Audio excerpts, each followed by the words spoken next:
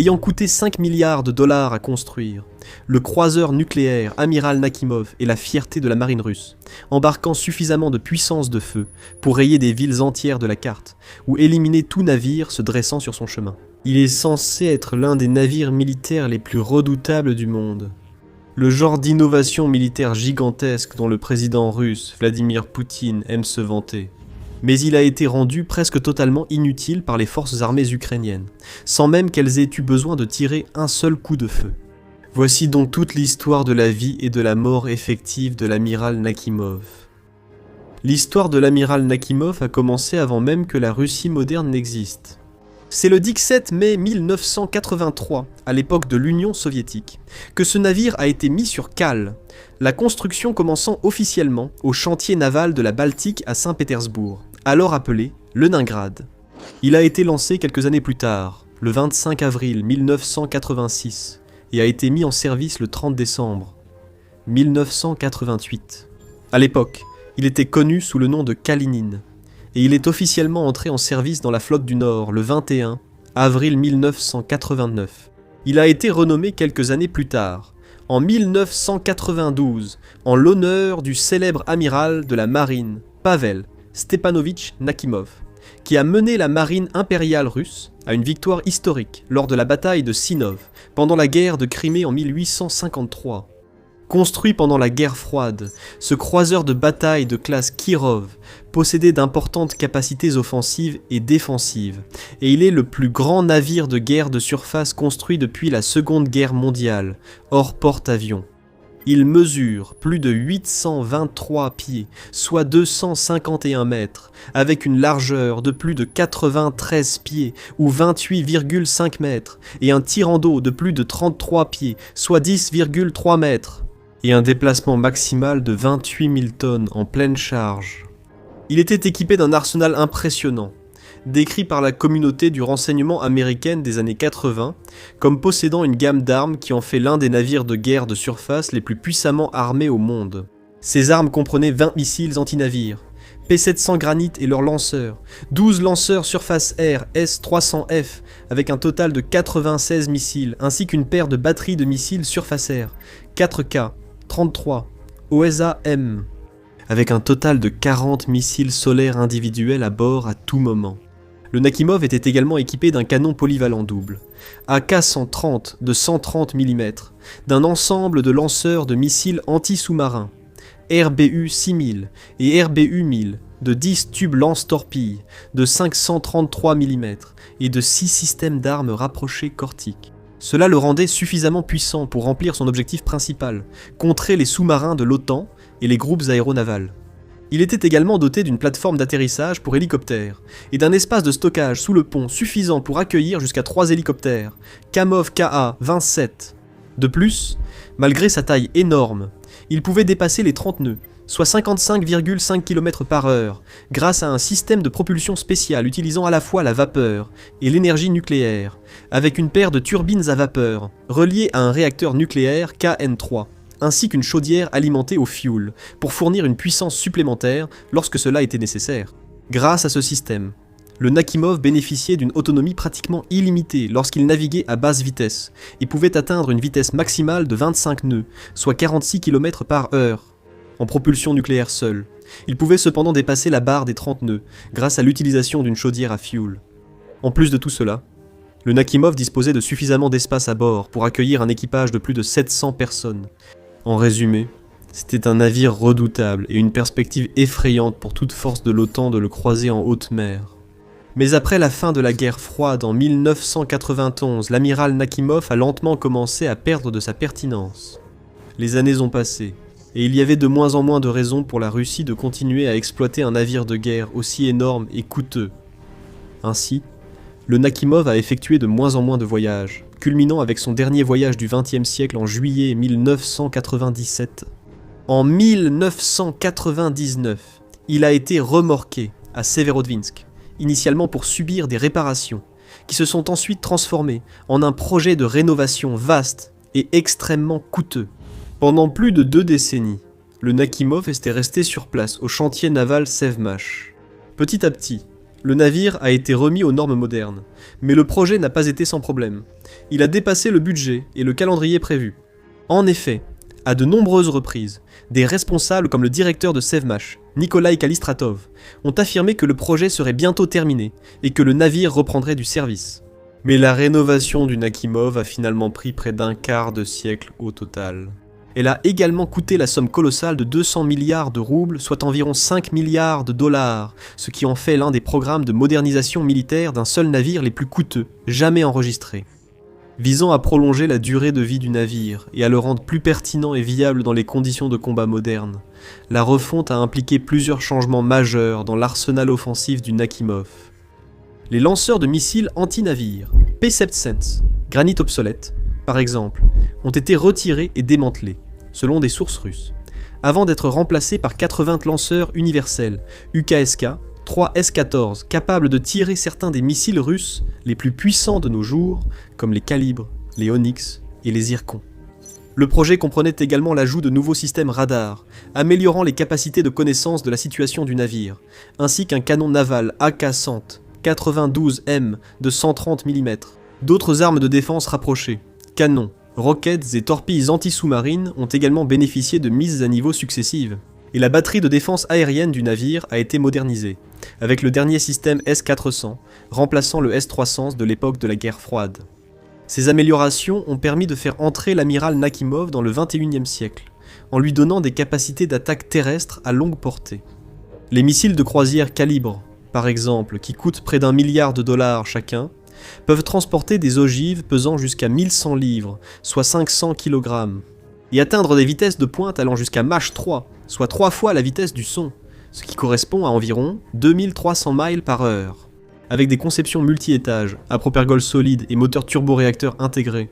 Certains de ces missiles avaient la capacité de frapper des cibles à environ 1550 miles, soit 2500 km de distance, et ils se sont révélés particulièrement efficaces pendant la guerre de la Russie contre l'Ukraine.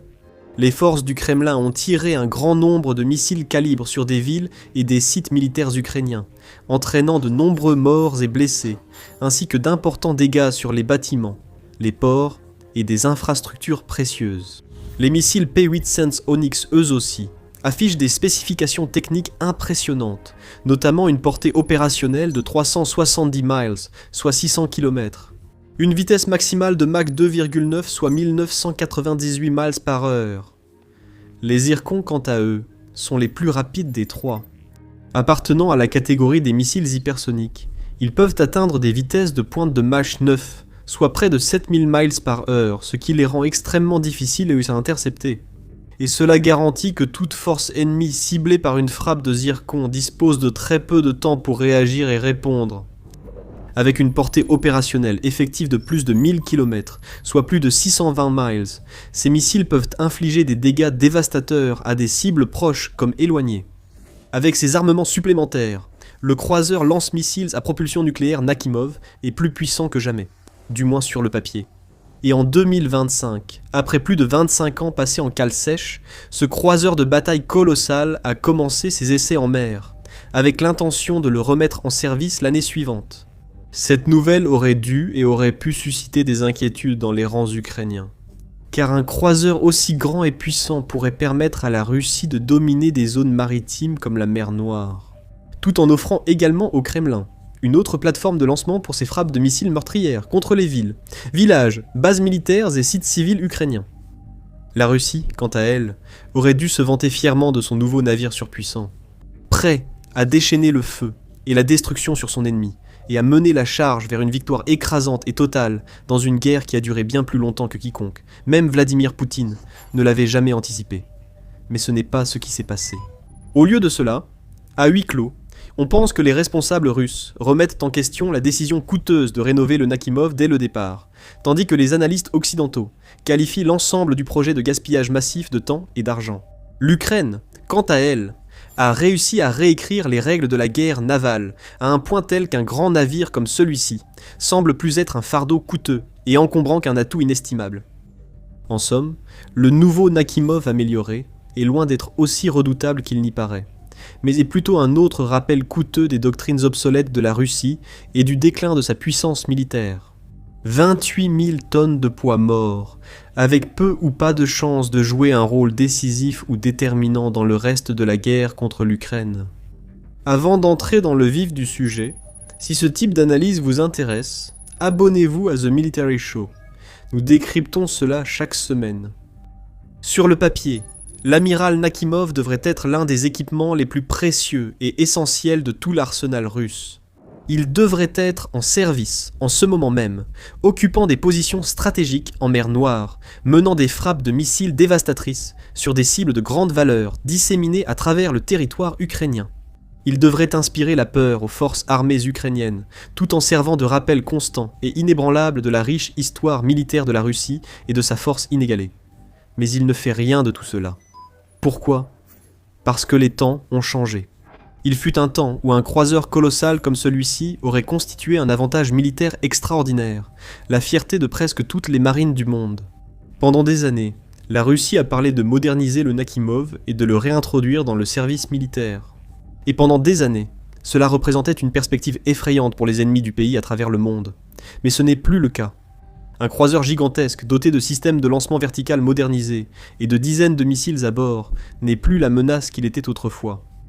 Parce que ce n'est plus l'époque des vastes navires de guerre dominant les vagues de l'océan, c'est l'ère des drones. Bon marché, simple, mais très efficace pour infliger des dégâts et éliminer des cibles.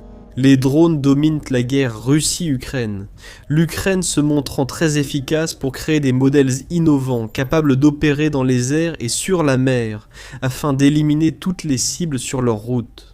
Comme l'explique l'expert naval et analyste en renseignement open source Ash Sutton dans un article pour Naval News, les drones de surface ukrainiens, les USV, posent des casse-têtes défensifs apparemment insolubles à la flotte russe, pourtant bien plus grande, en mer Noire. Ainsi, alors que les drones navals ukrainiens maintiennent la flotte de la mer Noire bloquée dans ses ports, la marine russe s'est effectivement imposé un fardeau auto-infligé, s'accrochant désespérément à la grandeur fanée de la guerre froide. Autrement dit, la Russie semble toujours coincée dans une époque révolue, où les navires de guerre aux dimensions et à la puissance impressionnante étaient l'ultime symbole de la puissance navale.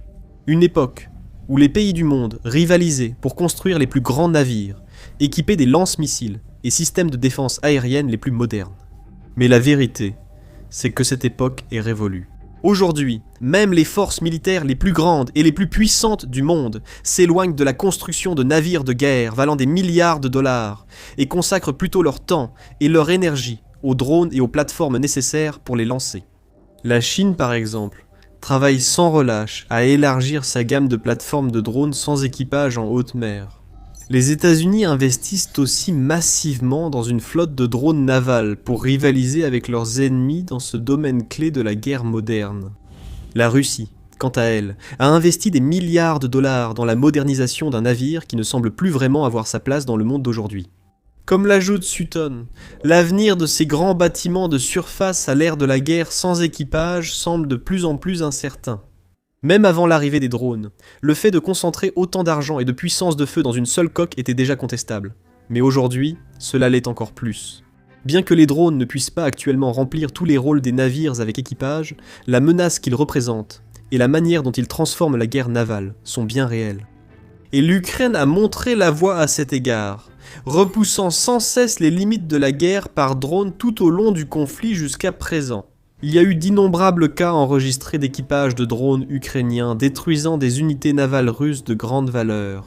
À la fin de 2025 par exemple, l'armée ukrainienne a utilisé des drones sous-marins pour faire exploser un sous-marin russe de classe Kilo, qui était alors amarré dans le port de Novorossiysk. Le sous-marin était estimé à environ 400 millions de dollars, tandis que les types de drones utilisés pour le détruire valent quelques centaines de milliers de dollars. Cela montre à quel point il est aujourd'hui bien plus avantageux de disposer d'une large sélection de drones relativement peu coûteux, plutôt que d'une petite flotte de navires de guerre extrêmement onéreux. Souvent, il suffit d'un ou deux tirs de drones bien placés pour que des équipements militaires valant des millions, voire des milliards de dollars, partent en fumée ou sombrent au fond des océans. Et il y a eu de nombreux autres exemples de ce genre depuis 2022, avec divers sous-marins russes, navires de débarquement, croiseurs et autres bâtiments touchés, endommagés, voire totalement détruits par des drones ukrainiens. On en est même arrivé au point où les commandants russes ont peur de déployer leurs navires, y compris des bâtiments comme le Nakhimov, parce qu'ils savent que les équipes de drones ukrainiennes scrutent les mers et pourraient facilement lancer des attaques précises et ciblées pour les éliminer avec une précision et une efficacité impitoyables, le tout en un clin d'œil. En fait, Kiev a coulé la flotte russe sans même avoir besoin de tirer un seul coup de feu. Comme le note Sutton, en mer Noire, la marine russe est essentiellement confinée au port en raison de la menace insaisissable mais persistante des drones de surface ukrainiens. Il poursuit en notant que, même si ces drones ne sont pas aussi puissants que les missiles Onyx et Calibre, ils restent suffisamment redoutables pour infliger des dégâts décisifs, tout en étant assez petits, et agiles pour échapper même aux systèmes de défense rapprochés les plus sophistiqués utilisés aujourd'hui par la Russie. Et peut-être que le plus grand avantage des drones navals par rapport aux grands navires est le suivant. Ils sont sans équipage, cela les rend donc jetables. L'Ukraine peut lancer 100 drones contre un navire russe. Si quelques-uns touchent la cible et causent des dégâts, la mission est réussie, sans risquer de vies ukrainiennes. Du côté russe, même les blogueurs militaires nationalistes les plus endurcis ne vont pas s'embêter à célébrer la destruction de quelques dizaines de drones ennemis. Mais si l'Ukraine parvient à détruire un navire russe et son équipage, qui peut parfois compter des dizaines voire des centaines de soldats russes, c'est le genre de victoire dont il vaut la peine de se vanter. Le prix nettement inférieur des drones par rapport aux navires de guerre, frégates, sous-marins et engins de débarquement les rend encore plus sacrifiables. Les navires de guerre coûtent si cher à construire et entretenir qu'ils exigent un soin exceptionnel. Les opérations doivent être planifiées avec une précision d'expert, jusque dans les moindres détails, et même la plus petite négligence ou erreur peut entraîner des pertes catastrophiques. Et même si les navires de guerre russes sont vastes et imposants, ils ne sont certainement pas insubmersibles. Cela a été prouvé en 2022, au premier stade de la guerre, lorsque le célèbre croiseur lance-missile Moskva, le navire amiral de la flotte russe de la mer Noire, a été coulé par des missiles ukrainiens Neptune. Cet exemple unique a mis en évidence la vulnérabilité frappante des grands navires de guerre dépourvus de capacités suffisantes de défense rapprochée et de lutte contre les sinistres.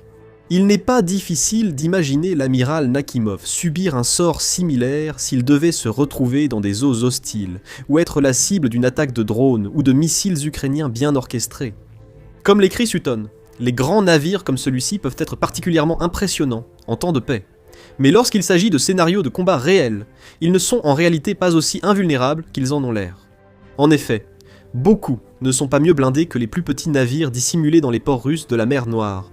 Ainsi, la Russie aurait peut-être mieux fait de tirer les leçons du Moskva, et d'investir plus dans les systèmes anti-incendie et de contrôle des avaries pour la modernisation du Nakhimov, plutôt que de se préoccuper autant de ses capacités offensives et du nombre de missiles à bord.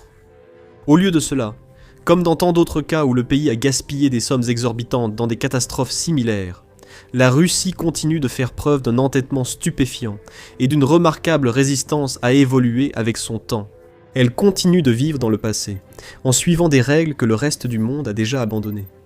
En fin de compte, Sutton est l'un des nombreux analystes à qualifier le Nakhimov de projet de prestige, davantage axé sur la démonstration de puissance que sur une réelle valeur militaire pratique. Les coûts de ce projet de prestige ne se limitent pas à la modernisation. L'entretien d'un navire de cette taille sera aussi colossal. Plus le temps passe, et plus la Russie doit dépenser, plus il est probable que la marine du pays finisse par décider de limiter ses pertes et de désarmer le navire. Pendant ce temps, l'ennemi numéro 1 de la Russie, les États-Unis, déployait déjà dans les années 80 des navires de guerre dotés de capacités d'attaque terrestre similaires à celles du Nakhimov. En fait, certains des meilleurs croiseurs américains, comme les navires de la classe Ticonderoga, entrés en service en 1983, sont sans doute encore plus redoutables que le Nakhimov aujourd'hui.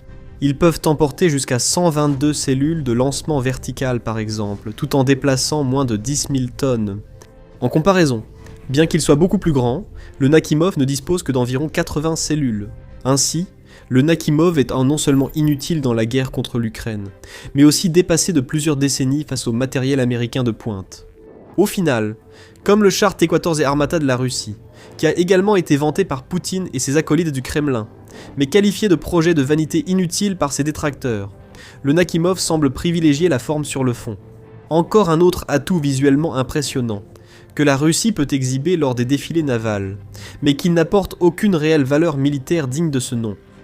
Et ce n'est pas seulement en mer que la Russie déploie des équipements coûteux et obsolètes. Cette vidéo montre comment les chars de combat du pays se sont avérés inutiles face aux forces armées ukrainiennes. Sinon, regardez cette analyse détaillée de 5 des soi-disant super-armes de la Russie qui ont complètement échoué sur tous les fronts. Et enfin, n'oubliez pas de vous abonner à notre chaîne pour plus d'analyses approfondies et de reportages sur l'actualité militaire que vous ne voudrez pas manquer.